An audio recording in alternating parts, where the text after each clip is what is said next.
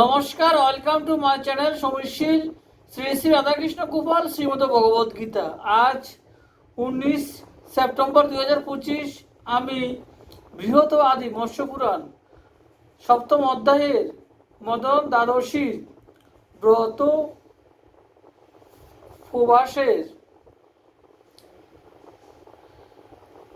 27 পৃষ্ঠার কিছু অংশ পাঠ করছি।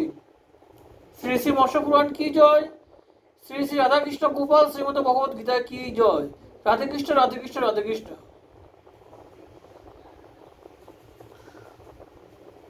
ফুল্ল মনে সর্বদা করিবে অবস্থান, করিবে স্বামীর প্রিয় ও হিতানুষ্ঠান, বিধানে করিবে দান তৃতীয়া তিথিতে, পর্ববিধি আচরণ করিবে ভক্তিতে,